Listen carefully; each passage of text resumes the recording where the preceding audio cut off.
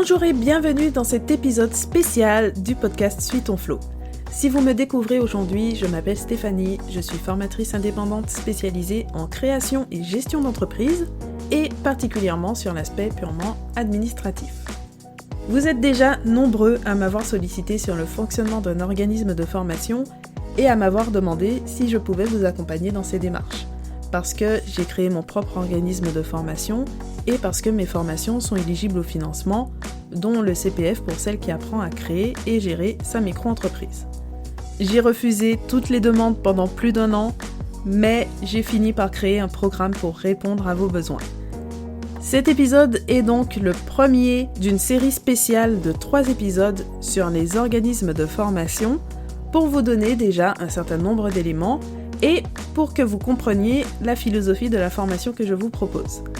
Et bien sûr, vous pouvez retrouver toutes les informations sur le programme sur le site de J'aime la paperasse et avec le lien direct j'aime-la-paperasse.com/OF, donc OF comme organisme de formation, où vous pouvez me contacter par mail ou sur Instagram.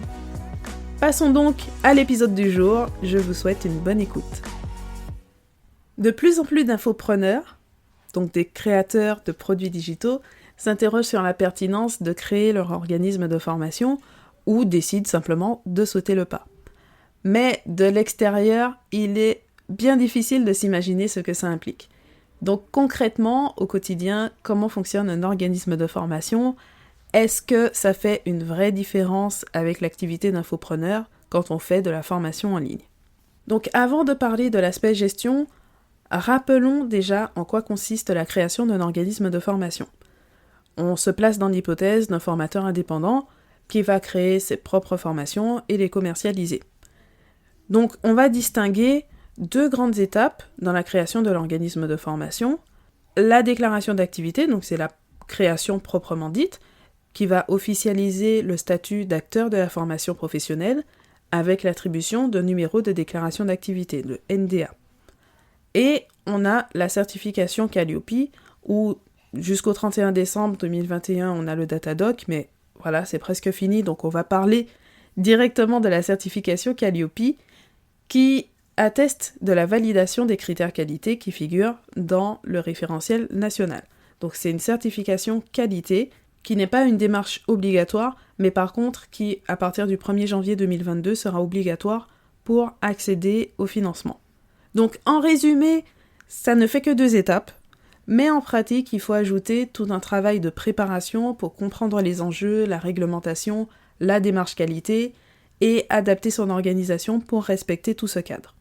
Donc ces étapes peuvent être plus ou moins simples en fonction du point de départ de chacun et demander plusieurs semaines, voire plusieurs mois de travail, même si un accompagnement peut faciliter ces démarches pour les aborder plus sereinement et gagner du temps. Maintenant parlons de l'aspect légal. Vendre des produits digitaux, c'est une activité totalement libre. Même si, attention, ça n'exonère pas de respecter la loi. Donc en pratique, on doit quand même apprendre et appliquer les obligations de tout professionnel, la facturation, la comptabilité, les déclarations. Donc ces contraintes varient en fonction du statut, peuvent être plus simples avec des statuts comme la micro-entreprise, mais ça ne s'improvise quand même pas. Et après, on va avoir ce qui est spécifique, ou même pas vraiment spécifique, on va dire que c'est plus sensible ou plus visible sur les activités sur le web, mais ça concerne finalement toute entreprise, comme la protection des données personnelles, les conditions générales de vente, ou là, vraiment pour le site web par contre, les mentions légales.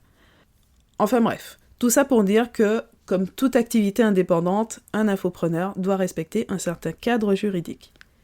Du côté de l'organisme de formation, on passe à un autre niveau. Le cadre général, bien sûr, doit être respecté, mais en plus, il s'agit d'une activité réglementée. Cette réglementation comporte la déclaration d'activité, donc on a cité un peu avant, la formalité qui permet d'obtenir le numéro de déclaration d'activité, mais aussi un certain ensemble de dispositions qui encadrent la relation avec ses clients. Les informations à communiquer obligatoirement, l'obligation d'établir un contrat ou une convention de formation professionnelle, donc pour chaque action de formation, pour chaque vente, les obligations comptables spécifiques comme le bilan pédagogique et financier, etc. Donc là, on est sur l'aspect purement légal. Après, on a l'aspect de la démarche qualité.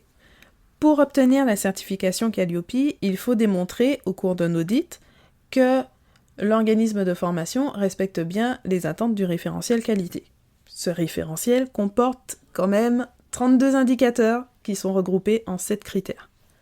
Alors pour être plus précise, il ne s'agit pas d'un simple audit, mais de cycles d'audit, des cycles de 3 ans, qui incluent l'audit initial ou de renouvellement et un audit de surveillance. Donc on peut plus ou moins résumer en disant qu'on a un audit tous les 18 mois, à peu près. Et petite parenthèse, ce cycle représente un investissement financier d'environ 2 000 € pour une petite structure. Le tarif final varie selon différents facteurs, donc la taille de la structure va pouvoir jouer, le chiffre d'affaires, et l'organisme certificateur lui-même fixe ses tarifs, donc on a une certaine marge. Donc c'est vraiment pour donner une idée. Il faut donc comprendre que ce n'est pas une simple démarche ponctuelle dont on se débarrasse pour ne plus jamais s'en soucier. La démarche qualité doit faire partie du quotidien. Quand on établit ses processus, quand on crée une nouvelle offre, quand on adapte sa communication, ses outils, quand on réfléchit au pilotage de son entreprise, tout ça se fait en gardant en tête la réglementation d'une part, parce que respecter la loi, c'est la base, mais aussi la démarche qualité. Et le but du jeu, c'est que les processus soient assez fluides et structurés pour que ça se fasse le plus naturellement possible. Et donc une des particularités de Calliope, c'est que l'exercice ne consiste pas seulement à mettre en place des processus ou d'agir d'une certaine façon, c'est qu'il faut penser à l'audit. L'audit doit permettre de démontrer que tu respectes les indicateurs. Et pour certains points, ce n'est pas si évident. Par exemple, il sera évident pour la plupart des professionnels de réaliser une veille dans leur domaine d'activité. Ça paraît assez basique comme démarche, mais quand on demande de démontrer qu'on exploite cette veille, c'est une autre paire de manches. Pareil pour d'autres indicateurs, en fait, pas mal d'indicateurs. On sait ce qu'on fait, on sait qu'on l'a fait, on a même des processus bien construits, mais il faut que l'auditeur, de son point de vue extérieur, puisse le constater. Et pour ça, rien ne vaut la mise en place d'outils de suivi.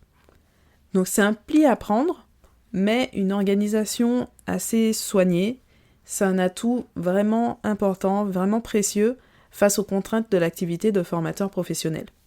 Donc face à un contexte réglementaire, une démarche qualité qui comporte autant d'éléments qui touchent au processus, parce que ça va être vraiment le cœur de l'activité, il vaut mieux mettre en place des outils de suivi assez rigoureux. Du coup, au premier abord, la création et la gestion qui découle d'un organisme de formation, on a l'impression que ce n'est qu'un ensemble de contraintes par rapport à l'activité d'un infopreneur, qui est beaucoup plus libre. Mais j'aime inviter à prendre un peu de recul face à ces exigences. D'abord parce que ces obligations, finalement, poussent à structurer son activité. Donc, avoir une certaine rigueur, établir des processus réfléchis, professionnaliser son activité, et tout ça, finalement, ce sont autant d'actions qui peuvent avoir un impact positif intéressant. En fonction de l'organisation que tu mets en place, tu peux te constituer de précieux outils de pilotage qui vont t'aider à développer sereinement ton entreprise en ayant une vision, finalement, à 360 degrés sur ton activité. Ensuite, parce que tout n'est pas nouveau. Ce qui change vraiment, c'est la manière de structurer les choses et le fait d'avoir un caractère obligatoire. Mais tu as probablement déjà mis en place certaines choses naturellement dans ton entreprise parce que c'est du bon sens ou des actions de développement classiques, le fait de se former régulièrement, de s'assurer que les offres répondent à un besoin, de recueillir l'avis des clients, de communiquer sur ses résultats à travers des témoignages par exemple, etc. Donc pour tout ça, en général, on n'a pas besoin d'avoir une obligation pour mettre toutes ces choses en place. Et puis, même si le niveau de Calliope est exigeant, ça ne consiste pas à atteindre une perfection absolue. Donc oui, il faut adapter ton fonctionnement aux critères qualité, il faut être capable d'en faire la démonstration, mais sur certains indicateurs, on a quand même une marge de tolérance avec les non-conformités mineures qui ne bloquent pas la certification.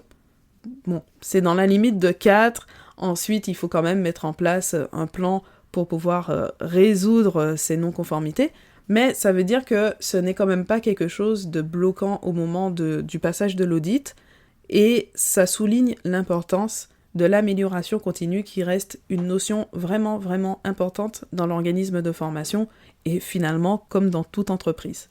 Donc au-delà de l'organisation, un point qui va être fondamental et pourtant souvent négligé, c'est la nécessité de comprendre, simplement. C'est-à-dire qu'il ne s'agit pas simplement d'obtenir le numéro de déclaration d'activité, d'obtenir la certification Calliope.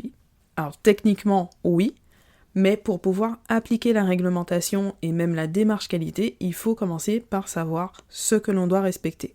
Et quand je parlais de philosophie, je pense surtout à ça. Pour moi, c'est vraiment un point très important de comprendre que ça s'intègre au quotidien, de comprendre ce qu'on fait, pourquoi on le fait, et à partir de là, de mieux saisir tous les enjeux qu'il y a derrière. Donc, un travail de formation est nécessaire pour comprendre le contexte de la formation professionnelle et savoir de façon suffisamment précise ce que tu dois adapter dans ton activité pour te conformer à ton nouveau cadre de travail. J'ai mis un certain temps, moi-même, à comprendre à quel point c'était important et le confort que ça donne ensuite, à commencer par la sérénité. Mais quand j'ai réalisé ce travail, j'ai revu mon programme pour pouvoir le partager, et donc c'est pour ça que je partage aussi l'aspect processus, construire son système d'organisation pour gérer son organisme de formation. Mais le programme intègre aussi toute une partie qui récapitule les obligations des organismes de formation qui encadrent le quotidien. Donc comment contractualiser avec ses clients, les mentions à indiquer, les délais à respecter en fonction du type de client, les documents à fournir, la gestion interne, etc. pour que l'administratif et l'organisation quotidienne soient plus clairs et simples à mettre en œuvre. Cet épisode est terminé, mais on se retrouve très vite pour la suite de cette série spéciale. En attendant, n'hésitez pas à le partager autour de vous si vous savez que ça peut être utile à d'autres personnes et à découvrir le programme Créer et gérer son organisme de formation sur le site j'aimelapaperasse.com. Tous les liens se trouvent également dans la description de l'épisode, donc n'hésitez pas en fonction de la plateforme sur laquelle vous l'écoutez. Merci d'avoir écouté cet épisode jusqu'au bout et à très bientôt dans un nouvel épisode.